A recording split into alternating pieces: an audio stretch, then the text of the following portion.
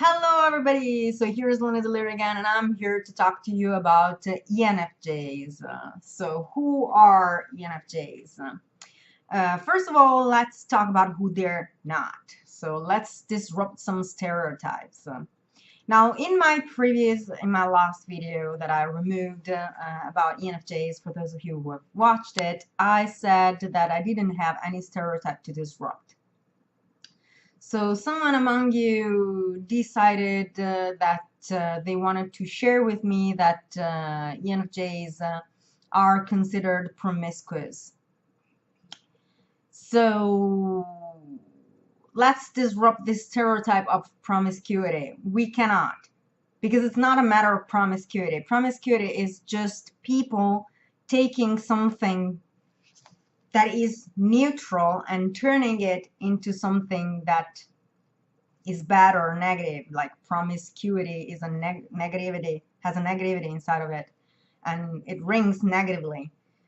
So INFJs are not promiscuous, not because people are seeing something wrong, but because people are misinterpreting and demonizing something that is instead neutral. So ENFJs are in fact hedonistic. So ENFJs have this vulnerable introverted sensing that makes them it gives them difficulties in handling the area of physical sensation. Therefore, they can either be too available or too readily available, or not available at all. From a sexual point of view, for example. From an ethical point of view, instead, they are FI ignoring, which means that they ignore any kind of judgment whatsoever on their person or on anybody else.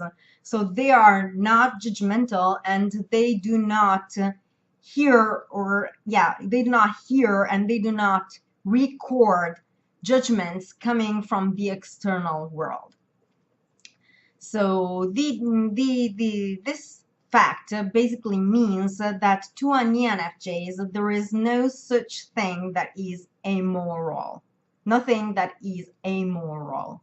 That's something that for an ENFJs doesn't exist. So ENFJs are not promiscuous because promiscuous has a judgmental content. They are hedonistic. Or they can be hedonistic, because they can either be that or the right opposite. And that's because of this weak sensing functions. An ESTP, for example, with ignoring introverted sensing, ignores their physical sensations, their body sensations. It means that an ESTP or an ESFP can be in the presence of someone that they consider physically attractive, and actually not record this attraction. So they basically figure that out afterwards when they're in private. So their lives is not, the life of these types that have extroverted sensing in their stacks is not based on physical sensation. If someone doesn't understand the importance of physical sensation, like an ENFJ, then what can happen is that they do not give the thing importance. So they can be readily available, they can be withdrawn according to how they feel. And it doesn't really have any impact whatsoever on them. Not ethically and not physically. So they're not promiscuous. They're just hedonistically oriented, if they are, and not judgmental and not ethical. They are an ethical type, but from a different perspective. So let's start with talking about functions. So ENFJs are extrovert feeling dominant. Extrovert feeling dominant means that these people live and exist according to other people's existence. Now, every extroverted type has some sort of connection to the external world that makes them feel alive. What concerns ENFJs, it's knowing who is having a relationship with who and who is instead quarreling with whom, and what the hell is going on in the external environment in this sense. So they're constantly focused on what the hell is going on among people around them. Their focus is completely altruistic. So for an ENFJ, it is very difficult, if not impossible, to concentrate on their persona and on their personal needs and whatever it is that they personally feel. So they're focused on external feelings, what everybody else is feeling, what the external environment is displaying as feelings, and they're going to work with these feelings and change them, mold them into the best possible thing that there can be externally. From an ethical point of view, like I said in my FE versus FI video, they ignore their ethical point of view. So anything that goes for you, that for you is okay, is going to be okay with the ENFJ. They're never going to tell you anything right. Oh, you shouldn't, like, oh, you shouldn't do that because that's wrong, or that's morally wrong, or that's not how people should behave. That kind of stuff doesn't come from an FE dominant ever. If you watch my ESFJ video, you will see that this thing they have in common. So what is the huge difference between an ESFJ and an ENFJ, and what does an ENFJ instead do? We see it with the creative function, which is the auxiliary, introverted intuition. Introverted intuition is a lot of things. Introverted intuition is cause and effect thinking. Introverted intuition is the intuition of time, which means that this function is time related. Time related means that it focuses on the past to create a better future. So that's basically seeing events stretched in time. So what an ENFJ is going to be focusing on is to generate the best possible emotional atmosphere for times to come, for the future. So they're going to be focused on what will be, and what the best thing to do is to obtain the best possible answer in the future from people. So do you think that those two guys are going to be together in 7 years' time? Well, maybe if we help them this way or that way, or if we do this and that, then that could happen. So the focus of an ENFJ is happiness and harmony in the external environment in the future. That's what introverted intuition creative mostly does. Or anyway, it's the topic we're going to talk about in this video. They also enjoy created internal harmony and internal calm in people. So they are the type that could act the characteristics of another individual to show them a better way to be calm inside, to create internal harmony. Their dual is the ISCP, and the ISCP has a need for their self-esteem to create this internal harmony. So that's something that they do. Moving on, the mobilized function, the tertiary function of ENFJs. I wanted to move quickly to this function because there's a lot of issues revolving around the tertiary function of ENFJs and their self-esteem according to what is going on in the community online.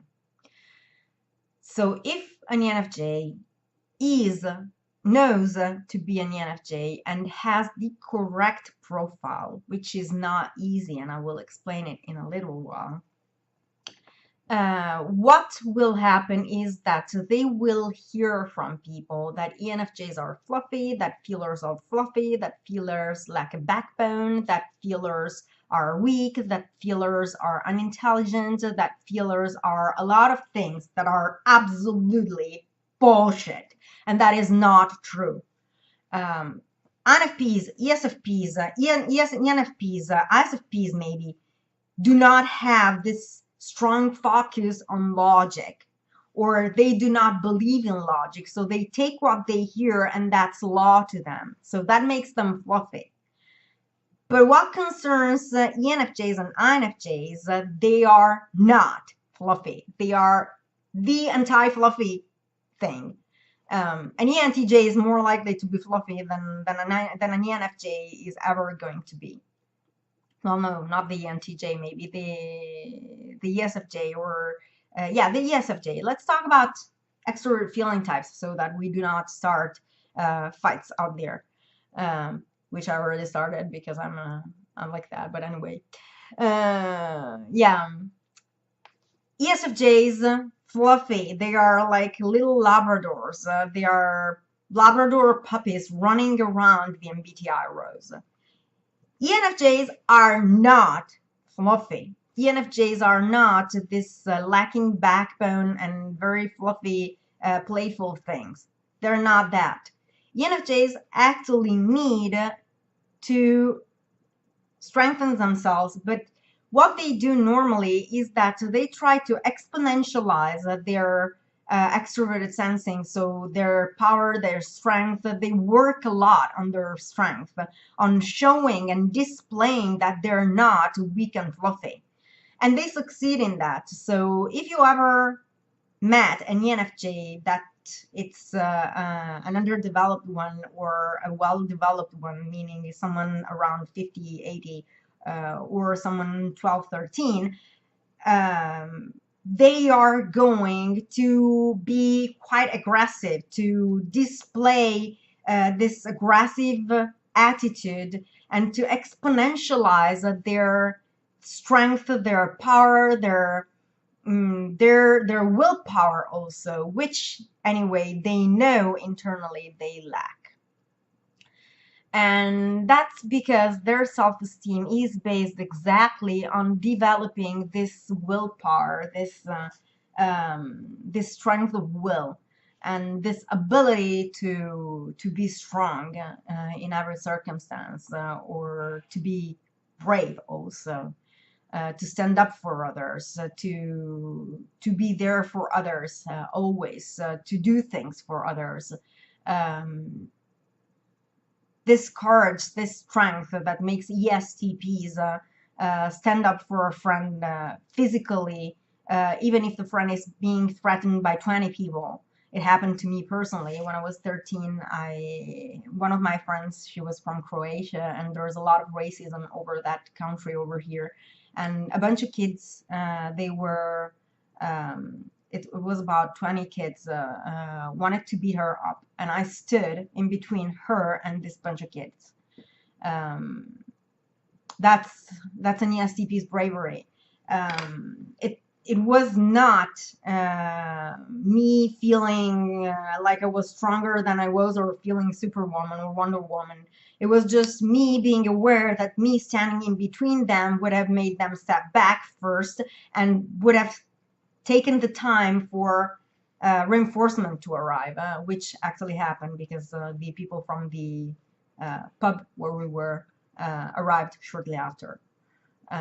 So that's the kind of strength that an ENFJ wants to develop, and they know that they lack that strength, so they try to force themselves into that. And that's why they do not look fluffy, because they do everything in their power not to do so. A real and true ENFJs. Now, if you're a TE type and you take tests as something worthy to listen to, and someone jumping in says, I'm this and that, and you believe that, then go fuck yourself and leave me alone. But if you're someone that uses your brain and knows and understands things and tries to understand things, basically a TI user, you will understand what I'm talking about. So real and true ENFJs are those people that try with all their power to gain and obtain power or to display power. This also applies to their physical appearance. For an ENFJ, it's really difficult to create a personal style and to personalize their style. This applies also to ENTJs. But anyway, ENFJs find it difficult to find their personal style and develop a personal style because they lack attention to details via introverted sensing. And they also do not understand the importance of this attention to details that is based on introverted sensing. So like, for example, matching colors or that kind of stuff. So their idea of beauty is based on raw beauty, and being aware of this lack of this weakness on their side, they tend to use very, very gray standard tones, like black, a lot of black, a lot of colors that can get along well, and they do not play much with colors. Now, personally, I don't do it either because I don't like colors in general. I don't feel at ease with colors on me, but I can match colors very well. That's one difference between ESTP and ENFJ. Anyway, ENFJs need to feel beautiful, need to look beautiful, and this is extroverted sensing, mobilized, extroverted sensing, tertiary, and their self-esteem not. So what they need to do is basically find the help of someone that has the ability to show them what their style can be and how to mold themselves and shape themselves physically, aesthetically. Introverted thinking inferior. Introverted thinking inferior means that ENFJs and ESFJs are the two types among the types, sorry. They are among the types that have the most difficulties understanding things. ESFPs and ENFPs do not care about understanding because they do not give importance to the idea of understanding or to the concept of understanding. Not because they're stupid, but just because it is their vulnerable function. So they do not understand the importance of understanding something. When they've learned it by heart, it's enough to them. And that's what they need to do for their self-esteem. So that's how they work. ENFJs instead need to understand things, and they need someone to explain them things clearly and in depth. Now, what is the difference between an ESTP and an ISTP explaining you things? The difference is that the ESTP has creative TI, which means that an ESTP will create logic arguments related to the situation, and they're going to change their logic arguments. So an ESTP's logic arguments are not stable. They can change over time. They can be molded and changed according to the ESTP's experience and what the ESTP wants to deliver. Whereas the ISTP has rock solid logic. And this rock-solid logic never changes. It's based on principles and structures that never change over time. That's what an ENFJ needs. An ENFJ needs this powerful structures delivered from the external world. In short and very, very concise, they need someone to explain them clearly, something clearly, and generating a rule that they can apply in their lives, and not just to that phenomenon, but also to other phenomenons. Now, my favorite example of TI vulnerable happened watching a cook cooking. You know that I have this thing about cooking because in the apartment where I live now, there's people watching a lot of cooking programs, so I analyze these cooks that I see on TV. And there's this ESFJ cook that got told once that there was this shape of cheese that had worms in it. It's not like literally worms, so they are edible. And this cook wasn't really feeling like eating worms. So to help to make him eat the thing and taste the thing, the guy that was talking to him told him, well, did you see the worms walk out of the cheese? And he's like, no. So where have the cheese lived where have the worms lived all their lives? And he said, in the cheese. So if they've always been there, what do you think is in their belly? And he's like, cheese. So okay, I'm gonna eat it. And from that moment on, he applied the same thing also to mushrooms, to apples, to anything else, which is not the same. It's not the fucking same, because worms do walk around. Not in the case of the cheese specifically, because they are closed inside of the cheese, but in other things in nature, that role does not apply. So that's TI inferior without intuition, obviously, because introverted intuition can help the ENFJ be a little bit more ready in recognizing what applies and what not. The ESFJ is literally a fluffy Labrador that needs a lot of help in this sense. But anyway, yeah, that's an example of weak TI. Like I said, ENFJs are very principled people, and they have this introverted intuition, which is cause and effect, that helps them sort things out. So they're not like ESFJs. They're not as fluffy as ESFJs. They're not that cute. They're more beautiful, strong, the paradigm of the strong individual that has a lot of beauty about them.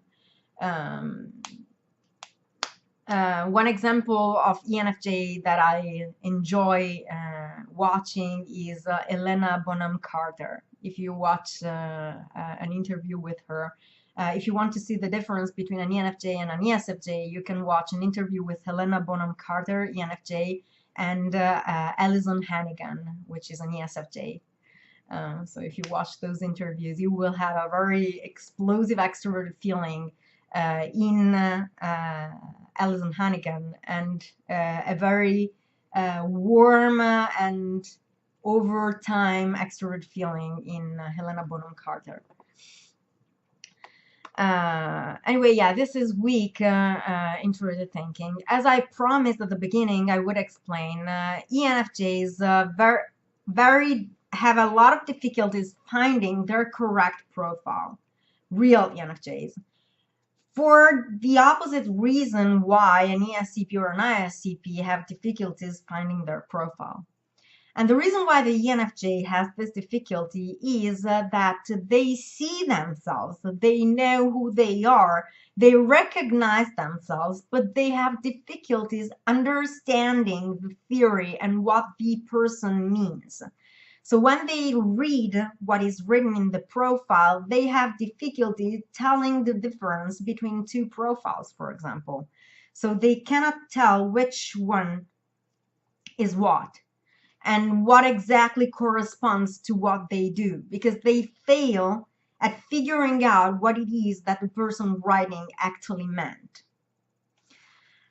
So they need things to be explained to them in detail, in depth, and they enjoy listening to people who have a lot of time to explain, who take a lot of time to explain, and that do not have issues going in depth about things. They enjoy places where everything is explained to them in detail. And when someone refuses to give them these explanations, they actually become very hostile because they fear being mocked. So that's ENFJs. So there are also, this is aside from functions, there are also a little bit prima donnas. This is probably given by extroverted sensing tertiary. But they're a little bit of prima donnas. They enjoy the limelight, being in the spotlight. Actually, yeah, they enjoy the spotlight. They're prima donnas like that. I think this is pretty much everything in terms of functions. So, with whom do ENFJs get along? On the surface, with everybody, meaning that the ENFJ is one of those type that mostly keeps a facade.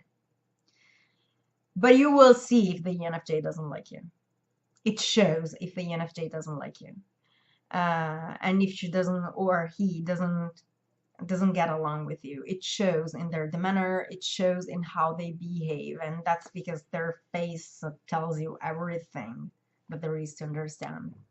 I think ESTPs are probably the only type that have difficulties with that, or ESTPs and ENTPs, obviously,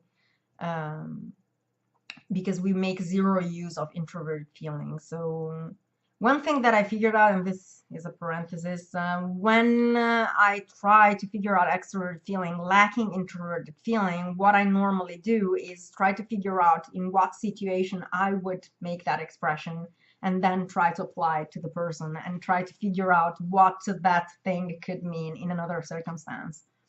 So it's a little bit complicated. So sometimes I have difficulties reading also ENFJ's expressions, but they're they're all over the place. And yes, ENFJ's expressions are very clear and transparent to anybody else. So it shows when they like someone and when they don't. One thing that I noticed is that ENFJs are a lot into business relationships, which means they like ENTJs exponentially. I cannot explain why, and honestly, I cannot figure that out. But ENFJs enjoy ENTJs' presence exponentially. They obviously get along with all beta quadrotypes, which means INFJs, INFJs, ISTPs, and ESTPs. So they get along with all of them. They get along quite well with INTPs. I personally consider INTPs categorizers of bullshit, and I see that ENFJs normally enjoy this definition and are quite amused by it. So since we're talking about you guys, I wanted to share it with all of you that are watching. INTPs anyway are a type with which ENFJs get along pretty well. Other types, except from ISTJs who are their conflictor, they're not judgmental types, so they get along pretty much with anyone. Unless you stomp on their feet with introverted sensing, nothing is going to make them react majorly. Enneagrams. So what enneagrams are ENFJs? I have met some Enneagram 4 ENFJs. Enneagram 4 is one that they can be. When we talk about extroverted feeling, my first idea is always Enneagram 2. But I think that's a stereotype to disrupt, because Enneagram 2 is, first of all, based on weak introverted feeling, and so it's more likely in an ESTP than it is in an ISTP, or maybe than it is in an ENFJ or an ESFJ, in my opinion. For this reason, because basically the Enneagram 2 wants to be loved and tries to obtain love by giving to others, so which is extroverted feeling and use of extroverted feeling. The growth of Enneagram 2 is to learn to take care of one's own personal needs. So that's something that can apply to an ENFJ, but it's most likely useful for an ISTP or an ESTP also. So thinkers require that kind of thing more than an ENFJ does, in my opinion. Other types, Enneagram 7 is an Enneagram that I apply to ENFJs very easily. I mean, logically speaking, fear of pain and fear of emotional or physical pain applied to a type that ignores their feeling and finds it annoying to handle their own feelings, and that is afraid of physical pain via introverted sensing vulnerable. Well, that Enneagram 7 really rings very likely. Um, Enneagram 8, respect issues. Enneagram 8 is another type that I would apply to them. Enneagram 9, possibly, because of this need of socialization, because Enneagram 9 is an Enneagram that integrates by creating an identity according to others, according to what others are. So the ISTP that is shown there, his identity can show the ENFJ, can explain the ENFJ, the theory, and they can, well, yeah, they can grow their identity according to what the other person is telling them, basically. So that would be Enneagram 9. I also view them very Enneagram 5.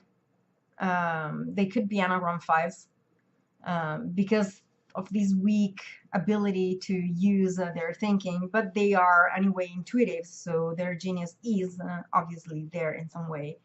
I tend to consider introverted intuitives geniuses for obvious reasons. I mean, introverted intuition seeking, I have to see them as as geniuses. But anyway, yeah, that's how it works. That's what I think. And I think the most unlikely type for an ENFJ would be possibly Enneagram 1. Every Enneagram applies to every type, but Enneagram 1, I see it more applied to ISTJs, so, or INFPs. A lot of INFPs are Enneagram 1. Oh my God. My colleague, for example, at the university, the one that is in my group of buddies, he is an INFP, EII, and E, Enneagram 1, Wing 2. That's what he is. How do we get along? Because you're going to ask, I know. How do we get along? I basically ignore him. I try to avoid any conversation possible. He doesn't know a thing about me, and every conversation is superficial. I'm perfectly aware that to communicate with him, I have to use stereotypes. So I create stereotypes for him specifically, and I try to keep the distance so that we never clash. That's how we get along. We basically never clash because I try, unless he's stepping in my environment and he's disrespecting me in some way, I never use external sensing on him. I try not to, at least. And anyway, I always try to keep this distance. Which is basically what I do with every INFP that I know. I know a lot of INFPs, and I was thinking about it today. This is a closure. Just we're done with the ENFJs. We're talking about something else just for the chance. Anyway, I realized that there's a lot of INFPs. I don't believe that. I don't believe that there are very few or these special snowflakes. I believe there's a ton of INFPs. I met 3 today that I had never met before. So yeah, I think I will close this here. Sorry for the final parenthesis. It's probably because I enjoyed listening to myself talking, and that's pretty true, actually. Anyway, yeah, this is everything I have about ENFJs. I hope it helped, and I will talk to you soon. Bye.